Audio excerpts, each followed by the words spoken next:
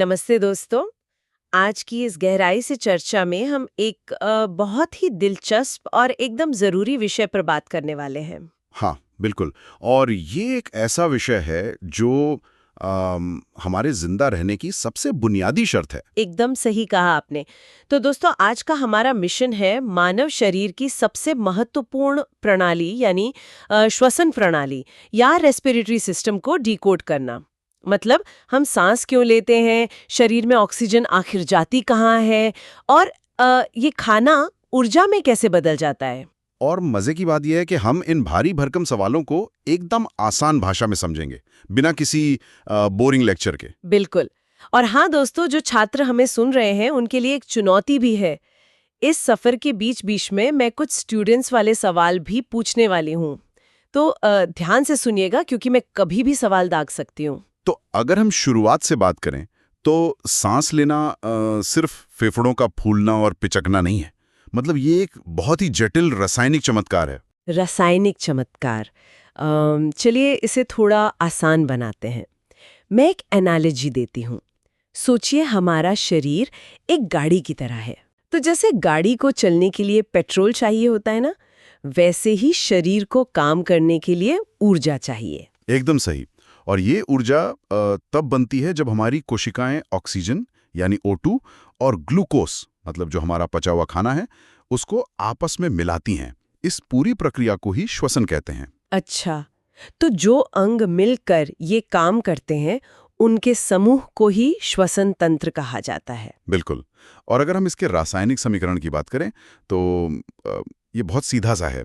Glucose plus oxygen यानी C6H12O6 plus 6O2। हाँ, और जब ये मिलते हैं तो बनता है कार्बन डाइऑक्साइड, जल और भरपूर ऊर्जा।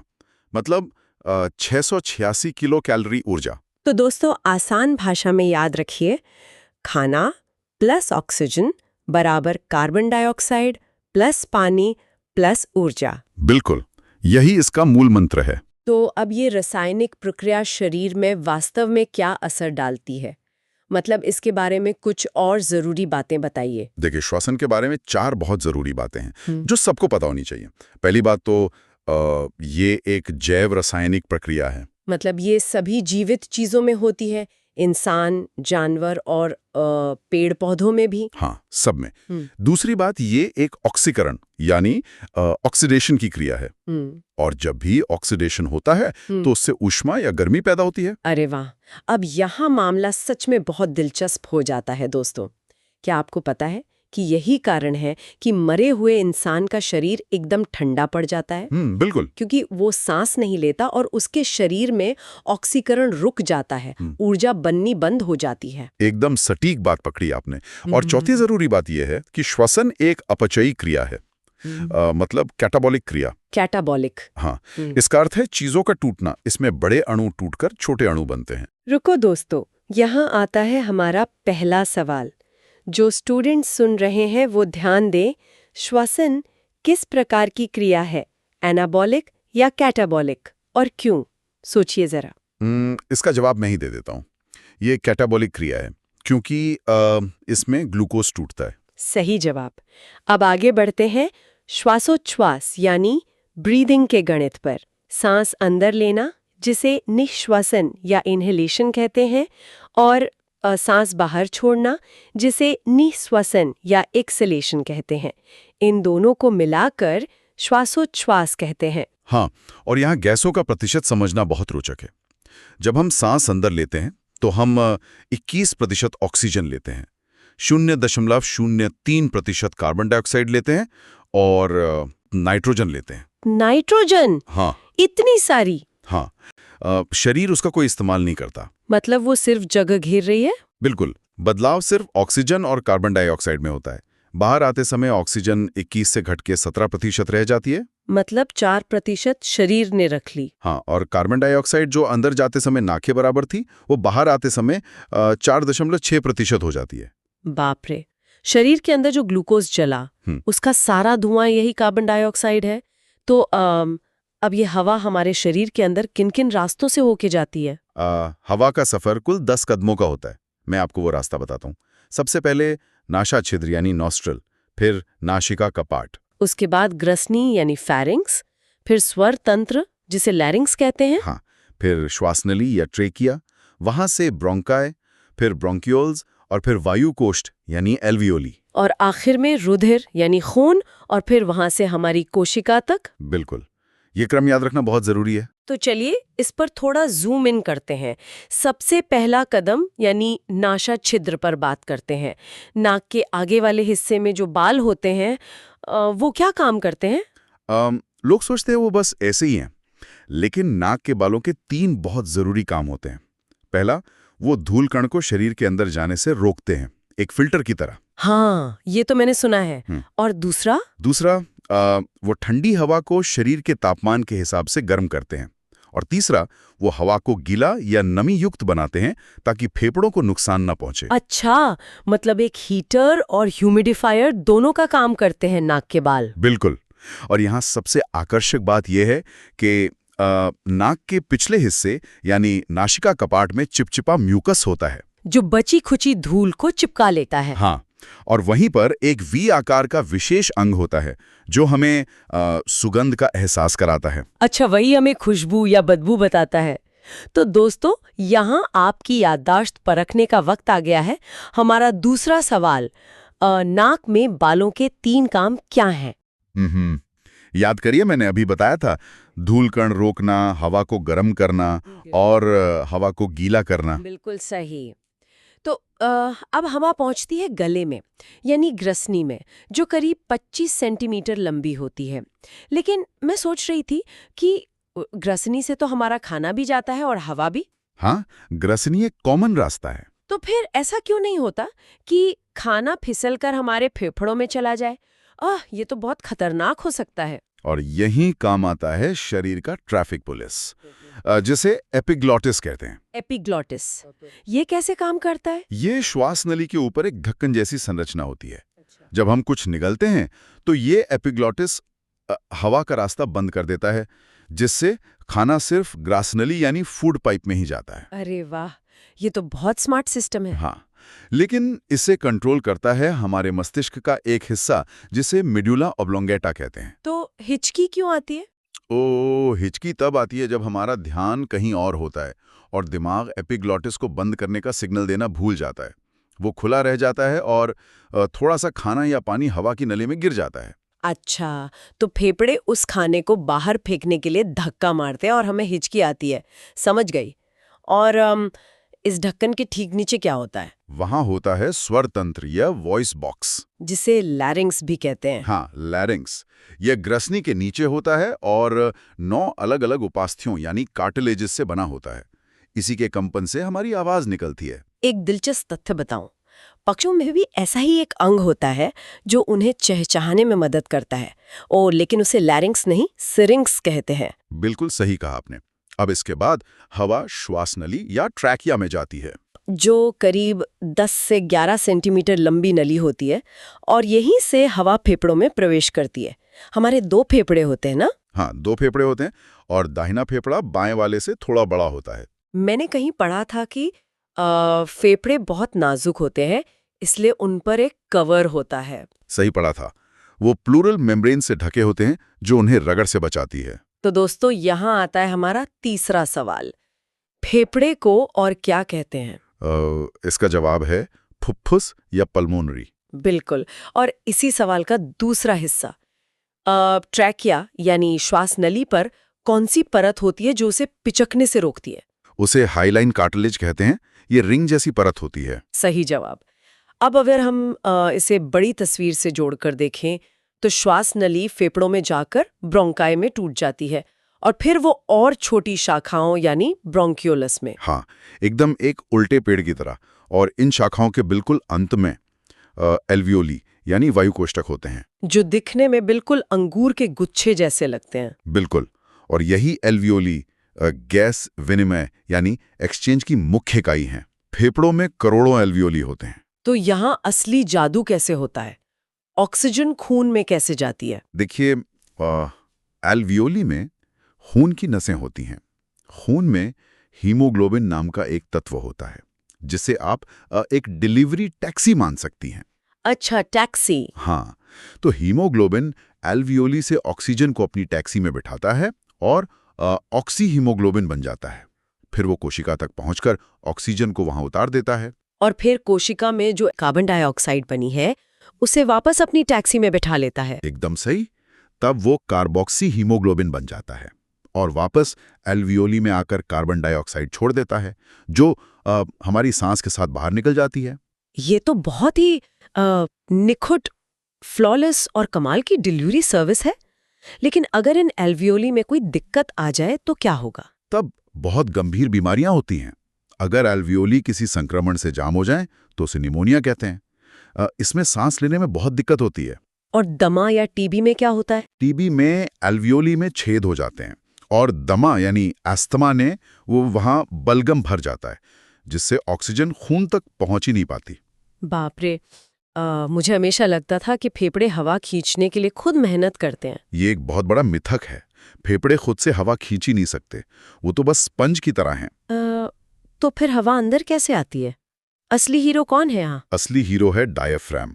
ये छाती के नीचे एक गुंबद या डोम जैसी पेशी होती है। मतलब सारा काम डायफ्राम करता है? हाँ, जब हम सांस लेते हैं तो डायफ्राम नीचे की तरफ जाता है। इससे फेफड़ों को फैलने की जगह मिलती है और हवा का दबाव कम होने से बाहर की हवा अंदर खींच आती है। और सांस छोड़ते समय डायफ्राम वापस ऊपर आता है, वो फेफड़ों को दबाता है और हवा बाहर निकल जाती है। आपको जानकर हैरानी होगी कि हमारी सांस छोड़ने में 75% योगदान सिर्फ डायफ्राम का होता है। अरे वाह! मैंने सुना है गर्भवती महिलाओं में सांस लेने का तरीका थोड़ा बदल जाता है। हाँ, क्योंकि उनके पेट में जगह कम होती है, तो डायफ्राम पूरी तरह नीचे नहीं जा पाता। इसलिए उनकी सांस लेने की प्रक्रिया में पसलियों की मांसपेशियों की भूमिका बढ़ जाती है। और अगर किसी दुर्घटना में डायफ्राम टूट जाए तो? तब तो इंसान की मौत निश्चित है। भले ही फेफड़े एकदम सही हों, लेकिन वैक्यूम बनाने वाला डायफ्राम ही नहीं होगा तो हवा अंदर जाएगी ही नहीं। सच में ये शरीर का सबसे अंडररेटेड हिस्सा है। दोस्तों, इसी के साथ आपके लिए चौथा सवाल आ गया है। सांस लेते समय डायफ्राम ऊपर जाता है या नीचे? अभी बताया था, डायफ्राम नीचे जाता है ताकि फेफड़ों को फैलने की जगह मिले। बिल्कुल सही।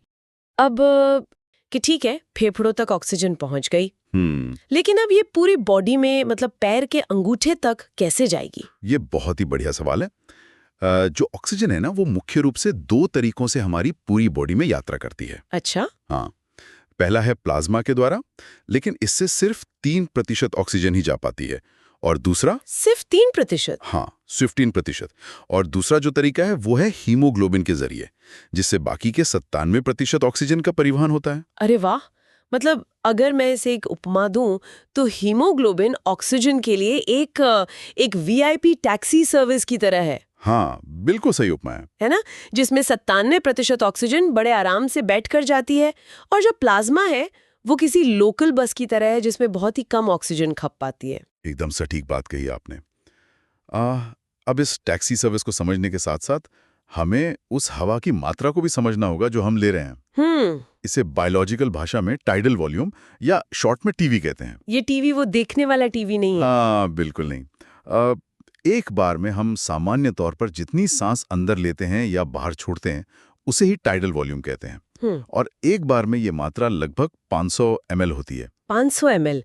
ओह, तो अगर मैं थोड़ा कैलकुलेशन करूं, 1 मिनट में हम औसतन 16 बार सांस लेते हैं। 16 बार। तो 1 मिनट का टीवी हुआ, 500 को 16 से गुणा करें तो ये हुआ 8000 ml, यानी पूरे 8 लीटर।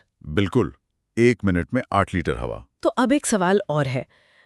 अगर सामान्य सांस में हम सिर्फ 500 ml हवा ले रहे हैं, तो फेफड़ों की मैक्सिमम कैपेसिटी कितनी है, मतलब अधिकतम क्षमता? इसे हम टोटल लंग कैपेसिटी या TLC कहते हैं। एक बार में पूरी ताकत लगाकर अधिकतम वायु खींचने की जो क्षमता होती है वो लगभग 6000 ml होती है, यानी 6 लीटर। 6 लीटर? मतलब हम अपनी पूरी क्षमता का बहुत कम हिस्सा इस्तेमाल करते हैं। हाँ, और यहाँ स्रोत के अनुसार एक और दिलचस्प तथ्य दिया गया है। वो क्या? वो ये कि जो टाइडल वॉल्यूम होता है वो TLC का लगभग 80% होता है। अच्छा, तो ये एक जरूरी पॉइंट है जो दिमाग में रखना चाहिए। खैर, जब फेफड़े खुद काम नहीं कर पाते, जैसे किसी बीमारी में, तो आईसीयू में वेंटिलेटर का इस्तेमाल होता है ना? बिल्कुल। वेंटिलेटर मशीन कृत्रिम सांस देती है, लेकिन इसमें खास बात होती है। क्या?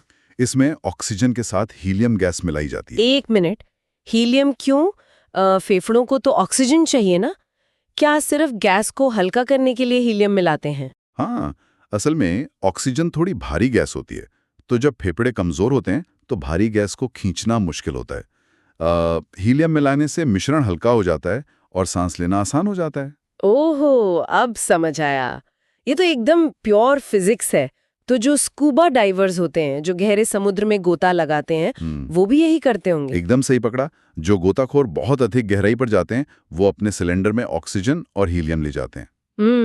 लेकिन जो कम गहराई पर रहते हैं, उनके सिलेंडर में ऑक्सीजन के साथ नाइट्रोजन होती है। क्या बात है। अच्छा, श्वसन दर की अगर बात करें तो वयस्क इंसान, जैसे आपने बताया, 16 से 18 बार प्रति मिनट सांस लेता है। हाँ, और छोटे बच्चों में ये दर 14 से 30 बार प्रति मिनट तक हो सकती है। अच्छा, तो अब जो लोग ये डीप डाइव सुन रहे हैं, उनके लिए एक छोटा सा क्विज। मन में सोचिए कि टीएलसी कितनी होती है, टीवी कितना होता है और वयस्क मानव की सांस दर क्या है। अभी डिस्कस किया है तो याद होना ही चाहिए। बिल्कुल। तो चलिए आगे बढ़ते हैं। ऑक्सीजन कोशिकाओं तक पहुंच तो गई अपनी वीआईपी टैक्सी से, लेकिन वहां जाकर वो करती क्या है? मतलब किस चीज को तोड़ती है? वो श्वसनीय पदार्थों को तोड़ती है। ये वो पदार्थ हैं जिनका अपघटन होकर यानी टूटकर हमें ऊर्जा मिलती है। ऊर्जा मिलती है? तो इसका कोई क्रम भी होता है क्या? हाँ, शरीर का एक तय क्रम है। सबसे पहले कार्बोहाइड्रेट टूटता है, फिर उसके बाद वसा यानी फैट का नंबर आता है और सबसे अंत में प्रोटीन का अपघटन होता है। इसे अगर मैं पैसों से जोड़कर देखूं तो जो कार्बोहाइड्रेट है वो हमारी जेब का कैश है, मतलब तुरंत निकाला और खर्च कर दिया। बहुत ही शानदार एनालॉजी है ना? और जो वसा है, जो फैट है, वो हमारी फिक्स्ड डिपॉजिट यानी एफडी है। जब कैश खत्म होता है तब हम एफडी तोड़ते हैं। बिल्कुल। और जो प्रोटीन है वो घर का फर्नीचर है। मतलब जब सब कुछ खत्म हो जाए तब मजबूरी में इंसान फर्नीचर बेचता है। हाँ, एकदम सटीक। और यहीं पर बाह्य श्वसन और आंतरिक श्वसन का फर्क भी समझना जरूरी है। वो कैसे? बाह्य श्वसन यानी एक्सटर्नल रेस्पिरेशन वो है जो फेफड़ों में होता है, गैसों का आना जाना। लेकिन आंतरिक श्वसन कोशिका के अंदर होता है। अच्छा। और इसी आंतरिक श्वसन के फलस्वरूप असल में हम सांस नहीं लेते बल्कि ऊर्जा बनती है। ये बहुत बड़ा पॉइंट है। मतलब असली श्वसन तो सेल के अंदर हो रहा है। खैर, मेरे दिमाग में एक और सवाल आ रहा है। पूछिए। क्या धरती पर हर जीव के पास सांस लेने के लिए हमारे जैसे फेफड़े होते हैं? अरे नहीं, प्रकृति ने सबको अलग अलग सिस्टम दिया है। जैसे एक कोशिकीय जीव होते हैं, वो विसरण विधि यानी डिफ्यूशन से सांस लेते हैं। और जो पानी में रहते हैं? जलीय जीव और जो टैडपोल होते हैं, मेंढक के बच्चे, वो गिल्स या गलफड़े से सांस लेते हैं। अच्छा, और कीड़े मकोड़े? कीटों में एक श्वास नली होती है। मैंने सुना है मेंढक जमीन के अंदर हो तो अलग तरीके से सांस लेता है। हाँ, जो निष्क्रिय मेंढक जमीन के अंदर होता है और जो केंचुआ होता है, वो दोनों अपनी त्वचा यानी स्किन से सांस लेते हैं। वाह। और मानव में फेफड़े होते हैं। और सबसे मजे की बात, जो जीवाणु यानी बैक्टीरिया होते हैं, हाँ, उनमें सांस लेने के लिए मेसोजोम होता है। अरे वाह। तो एक और मिनी क्विज हो जाए सुनने वालों के लिए। केंचुआ और जीवाणु कैसे सांस लेते हैं, जरा अपना जवाब याद कीजिए। मुझे यकीन है सबको याद आ गया होगा। बिल्कुल। तो अब वापस मानव शरीर पर आते हैं। कोशिका के अंदर, मतलब सेल के अंदर, असल में क्या जादू हो रहा है? वो जादू है कोशिकीय श्वसन या सेल्यूलर रेस्पिरेशन। ये बहुत ही जटिल प्रक्रिया है जहां ग्लूकोज टूटता है और ऊर्जा मिलती है। और ये दो प्रकार का होता है। पहला कोशिका द्रव्य में, जिसे अनॉक्सी या एनारोबिक कहते हैं। एनारोबिक मतलब जहां ऑक्सीजन नहीं है। सही कहा। और दूसरा माइटोकॉन्ड्रिया में, जिसे ऑक्सी या एरोबिक कहते हैं। तो थोड़ा एनारोबिक को खोलते हैं। बिना ऑक्सीजन के श्वसन कैसे हो सकता है? असल में ये ऑक्सीजन की अनुपस्थिति में ही होता है। जैसे बीज का अंकुरण हो गया या जीवाणु और यीस्ट हो गए, इनमें ऐसा ही होता है। अच्छा, तो इसमें ऊर्जा कितनी बनती है? मतलब बिना ऑक्सीजन के बहुत ज्यादा तो नहीं बनती होगी। आप बिल्कुल सही कह रही हैं। इसमें कुल 4 एटीपी बनती हैं। सिर्फ 4? हाँ, और उसमें से भी 2 एटीपी तो ग्लूकोज को तोड़ने में, जिसे ग्लाइकोलिसिस कहते हैं, उसी में खर्च हो जाती हैं। ओहो, तो मतलब शुद्ध लाभ सिर्फ 2 एटीपी का हुआ? बिल्कुल। नेट प्रॉफिट सिर्फ 2 एटीपी। लेकिन यहाँ एक बहुत महत्वपूर्ण कड़ी है। वो क्या? ग्लाइकोलिसिस और आगे आने वाले क्रिब्स चक्र के बीच एक कड़ी होती है, एसिटाइल कोए। एसिटाइल कोए, मतलब ये एक तरह का ब्रिज है या यूं कहें कि एक कनेक्टिंग फ्लाइट है। हाँ, कनेक्टिंग फ्लाइट, जो आपको अगले बड़े स्टेशन तक ले जाती है। और वो बड़ा स्टेशन है माइटोकॉन्ड्रिया।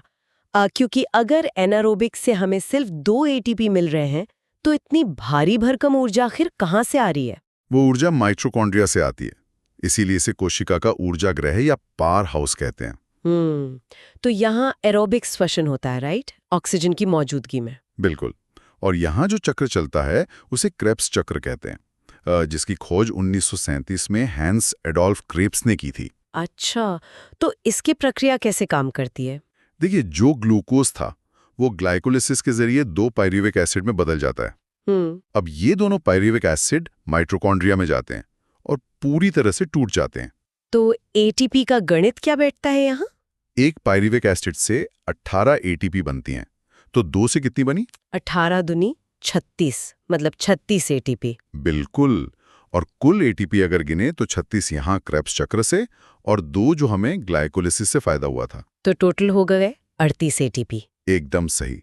यही 38 एटीपी मिलकर एक ग्लूकोज का निर्माण करते हैं, जिससे हमें ऊर्जा मिलती है और बाय प्रोडक्ट के रूप में कार्बन डाइऑक्साइड निकलती है। क्या बात है! तो चलिए एक और मिनी क्विज। एरोबिक में कुल कितनी एटीपी बनती हैं और क्रेब्स चक्र की खोज किसने और कब की? जल्दी से सोचिए। ये एकदम टिप्स पर होना चाहिए अब, है ना?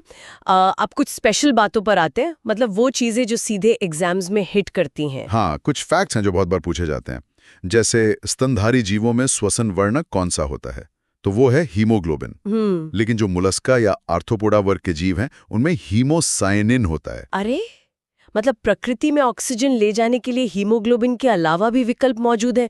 ये सच में हैरानी की बात है। हाँ, और हमारा श्वसन ईंधन क्या है? वो है ग्लूकोज। और ऊर्जा की मुद्रा यानी करेंसी? वो तो एटीपी है। बिल्कुल।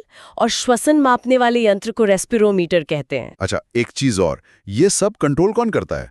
ये काम हमारे मस्तिष्क के भाग करते हैं, पॉन्स वेरुलाई और मेड्यूला ओब्लोंगाटा। मेड्यूला ओब्लोंगाटा, ये नाम तो याद रखने पड़ेंगे। तो अब वक्त है एक रैपिड फायर राउंड का। चलिए शुरू करते हैं। जो लोग सुन रहे हैं उनके लिए ये एकदम क्विक रिवीजन है। तो ऑक्सीजन ट्रांसपोर्ट, प्लाज्मा 3% और हीमोग्लोबिन 97%। टाइडल वॉल्यूम या टीवी 500 ml। टीएलसी यानी टोटल लंग कैपेसिटी 6000 ml या 6 लीटर। एनारोबिक में एटीपी 2 एटीपी और एरोबिक में 36 एटीपी। टोटल हुए 38 एटीपी। सेल का पावर हाउस माइटोकॉन्ड्रिया। अच्छा, एक नया पॉइंट, वॉइस बॉक्स किसे कहते हैं? लैरिंग्स को। एडल्ट में रेस्पिरेटरी रेट 16 से 18 बार प्रति मिनट। अगर एल्वियोली जाम हो जाए तो? निमोनिया। क्रेब्स साइकिल की खोज क्रेब्स ने 1937 में। श्वसन का नियंत्रण मेडुला ऑब्लोंगाटा। और अगर डायफ्राम टूट जाए तो मृत्यु निश्चित है। बाप रे। तो अब क्विक क्विज का आखिरी सवाल, ऑक्सीजन कितने प्रतिशत हीमोग्लोबिन से जाती है? टीएलसी कितनी है? एनारोबिक, एटीपी और क्रेब्स साइकिल किसने खोजा? दिमाग पर जोर डालिए। ये रैपिड फायर तो सच में बहुत मजेदार था। बिल्कुल। अब इस पूरे चैप्टर को, इस पूरी मशीनरी को सिर्फ 6 आसान स्टेप्स में समेट लेते हैं ताकि एक फ्लो चार्ट दिमाग में छप जाए। चलिए। स्टेप 1, हमने सांस अंदर ली यानी ऑक्सीजन आई। स्टेप 2, वो ऑक्सीजन फेफड़ों की छोटी थैलियों यानी एल्वियोली में पहुंची। स्टेप 3, वहां से हीमोग्लोबिन ने ऑक्सीजन को उठाया और शरीर की कोशिकाओं तक पहुंचाया। स्टेप 4, कोशिका के अंदर ग्लूकोज टूटा और एटीपी के रूप में ऊर्जा बनी। स्टेप 5, ऊर्जा बनने पर जो कार्बन डाइऑक्साइड बनी उसे हीमोग्लोबिन ने वापस उठा लिया। और आखिरी स्टेप 6, वो कार्बन डाइऑक्साइड एल्वियोली में वापस आई और हमारी सांस के जरिए बाहर निकल गई। बस यही है पूरे श्वसन की कहानी, यही है हमारी हर सांस की पूरी कहानी। तो दोस्तों, आज हमने श्वसन प्रणाली का ये जटिल लेकिन बहुत ही दिलचस्प अध्याय सफलतापूर्वक पूरा कर लिया है। हाँ, और मुझे लगता है कि अब तथ्यों और नंबर्स को बस बार बार रिवाइज करने की जरूरत है। एकदम सही।